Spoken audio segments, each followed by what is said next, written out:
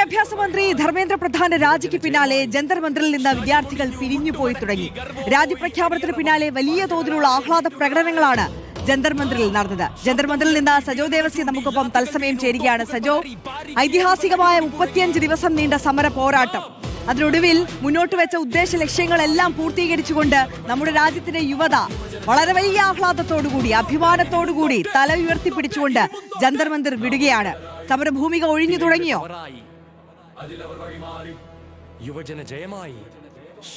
മെല്ലെ മെല്ലെ സമരഭൂമിക ഒഴിഞ്ഞു തുടങ്ങുകയാണ്. അല്പം മുൻപ് ഞാൻ യോഗേന്ദ്ര യാദവുമായി സംസാരിക്കുകയായിരുന്നു. അദ്ദേഹം നമുക്കറിയാം ഒരു രാഷ്ട്രീയ വിദഗ്ധൻ കൂടിയാണല്ലോ, ഈ വിഷയത്തെ അക്കാദമിക്കലായി സമീപിക്കുന്നത്. പ്രത്യേകിച്ച് അണ്ണാ ഹസാരെ സമരത്തിലൊക്കെ ഉണ്ടായിരുന്ന ഒരു തിങ്ക് ടാങ്ക് കൂടിയാണ്. അദ്ദേഹം പറയുകയായിരുന്നു, അതായത് ഈ യുവാക്കൾക്ക് രാഷ്ട്രീയം അറിയില്ല, ഈ ജൻസിക്ക് രാഷ്ട്രീയം അറിയില്ല, അവർ അരാഷ്ട്രീയരാണ് എന്ന് നമ്മൾ അവരെ പരിഹസിച്ചു, കുറ്റപ്പെടുത്തി. പക്ഷെ അവർ ഈ രാജ്യത്തെ രാഷ്ട്രീയം പഠിപ്പിച്ചു.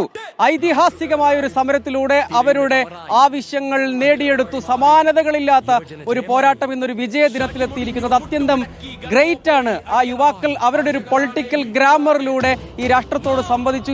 ഈ രാജ്യത്തെ സംവിധാനങ്ങൾ, സിസ്റ്റം അക്കൗണ്ടബിൾ ആകേണ്ടതിന്റെ പ്രാധാന്യം അവർ ഓർമ്മിപ്പിച്ചു എന്ന് തുടങ്ങി അങ്ങോട്ടേക്ക് തെരുവിലെ ഈ കൂട്ടം ജനാധിപത്യത്തെ നവീകരിക്കുകയും പരിഷ്കരിക്കുകയും ചെയ്യും എന്ന് നമ്മളോട് അല്പം സമയം മുൻപ് സംസാരിച്ചപ്പോൾ പറയുകയായിരുന്നു. അപ്പോൾ യഥാർത്ഥത്തിൽ അക്ഷരാർത്ഥത്തിൽ അത് തന്നെയാണ് കാണുന്നത്. ആദ്യം അവഗണിച്ചു, പിന്നീട് മർദ്ദിച്ചു, ലാത്തിച്ചാർജ് നടത്തി, ഭയപ്പെടുത്തി, ഭീഷണിപ്പെടുത്തി, ഓടിക്കാൻ ശ്രമിച്ചു, ഇന്റർനെറ്റ് നിയന്ത്രിച്ചു. ഇതാ ഇവിടെ ഇപ്പോൾ പക്ഷേ ആ ഇന്റർനെറ്റ് ഇവിടെ പുനഃസ്ഥാപിക്കപ്പെട്ടിട്ടുണ്ട്. അതുകൊണ്ടാണ് നമുക്ക് ഇടമുറിയാതെ ഈ തത്സമയ സംപ്രേഷണം ഇപ്പോൾ സാധ്യമാകുന്ന. മുൻപ് അങ്ങനെയായിരുന്നില്ല. അങ്ങനെ അതിനെല്ലാം ശേഷം അവർ യഥാർത്ഥത്തിൽ വിജയം നേടിയെടുത്തു എന്നതാണ് കാണേണ്ടത്. അതൊരു സമാനതകളില്ലാത്ത ഐതിഹാസികമായ ഒരു മാതൃകയാണ്. നമുക്ക് ഈ ദൃശ്യങ്ങളിലേക്ക് പോയാൽ ഇതിന് തൊട്ടു പിന്നിലാണ് യഥാർത്ഥത്തിൽ ഈ സമരവേദി എന്ന് നമ്മൾ വിളിക്കുന്ന ഏറ്റവും ഒടുവിൽ പ്രഖ്യാപനവും ഒക്കെ അഭിജിത്ത് ദീപ്കെ അടക്കം സംസാരിച്ച, ഏറ്റവും ഒടുവിൽ പ്രക്ഷോഭകരോട് സംസാരിച്ച അവിടെ വെച്ചാണ്. തൊട്ടു പുറകിലാണ്.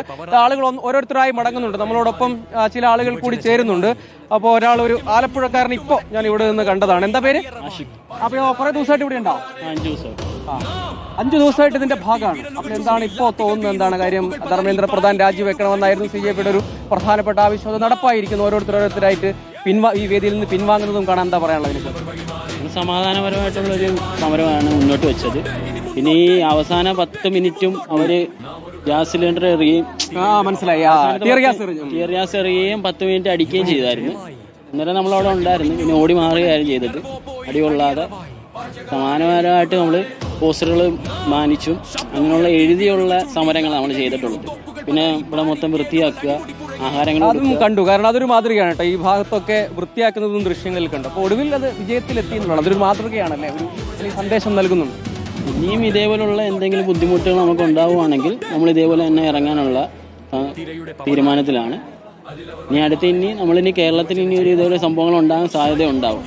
അപ്പം മുൻകരുതലോടെ കേരളത്തിലുള്ള പിള്ളേർ തീരുമാനിച്ച് മുന്നേറുക. അപ്പൊ ഈ രാജ്യത്തെ യുവാക്കൾ ഒരു പുതിയ രാഷ്ട്രീയ സന്ദേശം കൊടുക്കുകയാണ് എന്നാണ് അല്ലേ? പുതിയ രാഷ്ട്രീയ സന്ദേശം കൊടുക്കുകയാണ്.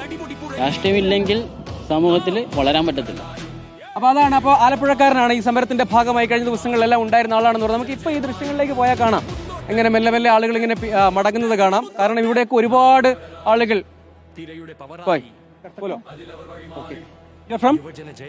I am from Delhi. Why are you here? I have come to show my solidarity with these youngsters because I am a young man at heart. I am 68 years, but my heart is 28. And only young people of India have won. And how do you evaluate the protest? 110% they have won. They have given an electric shock to Modi and his party. And the party and its, the people who run it, they will be having sleepless nights for many days to come. So I am very happy about it. Thank you. അപ്പോൾ അദ്ദേഹം പറഞ്ഞത് കേട്ടല്ലോ. അപ്പോൾ ഒരു electric ഷോക്കായിരുന്നു ഭരണകൂടത്തിന് എന്നാണ്. അപ്പോൾ അങ്ങനെയുള്ള ആളുകളും ഉണ്ട് കേട്ടോ. അതായത് ജൻസി പ്രക്ഷോഭത്തെ പിന്തുണയ്ക്കാനായി വന്ന രാഷ്ട്രീയ നിലപാടുകളുള്ള പല പ്രായത്തിൽപ്പെട്ട ആളുകൾ, പല ദേശങ്ങളിൽ നിന്ന് വന്ന ആളുകൾ, പല ഭാഷ സംസാരിക്കുന്ന ആളുകൾ, അങ്ങനെയുള്ളവരെല്ലാം ഇവിടെ വന്ന് ഒത്തുചേർന്ന്, അതാണ് ഐതിഹാസികമായ പ്രക്ഷോഭം എന്ന് നമുക്ക് സംശയലേശമന്യേ വിശേഷിപ്പിക്കാൻ കഴിയുന്നതുകൊണ്ടാണ്. ഇപ്പോൾ ഓരോരുത്തരായി ഇവിടെ നിന്ന് കൂട്ടമായും ഒറ്റയ്ക്കും ഒക്കെയായി മടങ്ങിപ്പോകുന്നത്. ഒരു മലയാളി എവിടുന്നാ? ഞാൻ വന്നത് ബറോഡയിൽ നിന്നാണ്. ഇപ്പൊ സെറ്റിൽഡ് ഇൻ ബറോഡ.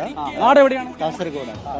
അപ്പൊ എന്തുകൊണ്ടാണ് ഇവിടെ വന്നത്? ഇന്ന് വന്നതാണോ? അതോ അല്ല, ഞാൻ 19 വന്നതാണ്. 20-ന് ആ ഒരു ലാത്തി ചാർജൊക്കെ ആയതിനു ശേഷം പിന്നെ ഞാൻ ഇവിടെ തന്നെ നിന്നു. ഇതെന്തായാലും വിജയിച്ചിട്ട് ഞാൻ തിരിച്ചു പോകും തീരുമാനിച്ചു. അപ്പൊ എന്താണ് ഇതിന് ഒരു ആവശ്യം ഉയർത്തിയ മുദ്രാവാക്യം ഒടുവിൽ അംഗീകരിക്കപ്പെടുകയാണ് ചെയ്തത്. അപ്പൊ അതിനെക്കുറിച്ച് എന്താ പറയാനുള്ളത്? എന്താ പറയുക, ഇതൊരു യൂത്തിന്റെ പവറാണ്. This power is more than the atom bomb. It's like that power it the all youth has. And ഈ യൂത്തുകളൊക്കെ പറഞ്ഞതെന്ന് പറഞ്ഞാൽ നമ്മുടെ മതം ഭാരതമാണ്, നമ്മുടെ ജാതി ഭാരതമാണ്. So you cannot divide us in the religion, in the name of religion. പിന്നെ ഒരു പുതിയ ഇന്ത്യ പിറന്നിരിക്കുകയാണ്.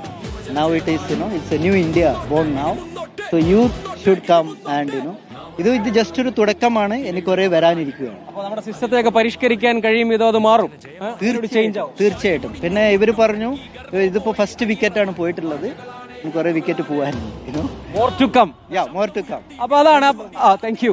അപ്പൊ ഇങ്ങനെ ദൃശ്യങ്ങളിലേക്ക് പോയാൽ കാണാം ഇവിടെയൊക്കെ ഇങ്ങനെ ആളുകൾ ഇങ്ങനെ മടങ്ങുന്നുണ്ട്. അതോടൊപ്പം ഇങ്ങനെ സോളിഡാരിറ്റി പരസ്പരം പങ്കുവെക്കാനായിട്ട് ആളുകൾ ഇവിടെ വന്ന ആളുകൾ നേരത്തെ നിന്ന് ഇങ്ങോട്ട് പ്രവേശനമൊക്കെ ബുദ്ധിമുട്ടുണ്ടായിരുന്നു. അപ്പൊ തിരിച്ച് അങ്ങോട്ട് പോകുന്ന കുറെ ആൾക്കാരെയും നമുക്ക് കാണാം. അതോ സമയം തന്നെ ഇങ്ങോട്ടേക്ക് വരുന്ന ആളുകളും കാണാം. നമുക്കിപ്പോൾ ആ ദൃശ്യത്തിൽ നോക്കിയാൽ അതാണ് പ്രധാന സമരവേദി എന്ന് പറയുന്നത്.